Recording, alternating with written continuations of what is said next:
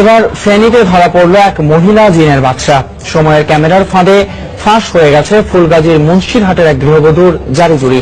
রাশিদ আক্তার অনিমের নামে প্রতারক এখন স্বামী সহ জেল হাজতে। দেখুন বক্তের মুন্নার অনুসন্ধানী রিপোর্ট। জিনের বাচ্চা পরিচয় দিয়ে আমার আম্মুর সাথে একটা মহিলা অনেক টাকা পয়সা হাতে নিচ্ছে আজকে কয়েক বছর ধরে। আমি এটা বুঝতে পারার পরে ওনাকে বোঝানোর পরে উনি যেহেতু বোঝে না, এরপরে আমি কয়েকদিন আগে সময় টেলিভিশনের ফেনী অফিসে যে শাখাটা আছে ওখানে যাই। ফেনীর বনানী পাড়ার এই সুলতানা রাজিয়ার কথা সূত্র ধরে সোমবার বিকেলে শহরের একটি বাসায় জিনের বাদশাকে আটক করতে সময় সংবাদের ক্যামেরার ফাঁদ পাতা হয়।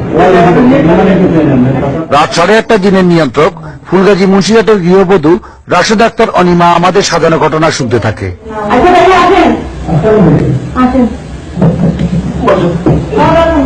হিম আবহাওয়ায় নিজেই সমস্যা নিয়ে হাজির হলাম তার কাছে।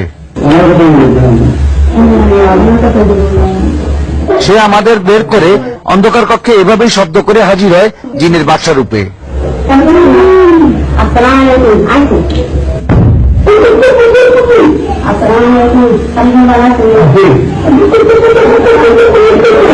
হঠাৎ ক্যামেরার বাতি জ্বালিয়ে সেই কক্ষে ঢুকার পর শুরু হয় নাটকীয়তার। আমার সামনেই দ্বৈত কণ্ঠে কথা বলতে থাকে কথিত জিনের বাদশা।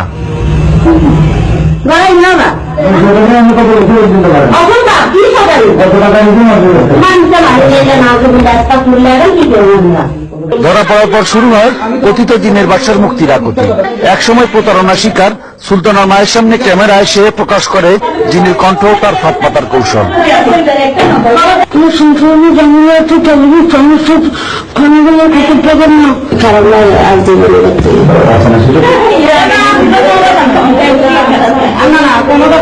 আমার বলছে যে আমার সব হয়ে যাবে, আমার কোনো কষ্ট না করতাম, আমি কোনো সুবিধা না করতাম। এটা আমার সাথে না, আমার সাধারণ 6 ঘন্টার এই অভিযানে আটক কথিত জিনের বাদশার সহযোগিতার স্বামী মোহাম্মদ ইকবাল সহ তাদের পুলিশ ফেনী মডেল থানা নিয়ে যায়। মানুষরূপী এই জিন চক্রের ফাঁদে আটকা পড়ে প্রতারণার শিকার হয়েছেন অনেকেই।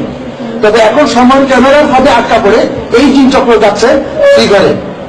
এখন এমন অনেক জিন চক্র আছে লোকালে, যাদের হাত থেকে সহজ সরল মানুষগুলো মুক্ত হতে পারবে কি, এই প্রশ্ন থেকেই যায়। বক্তের মুন্না, সময় সংবাদ, ফেনী।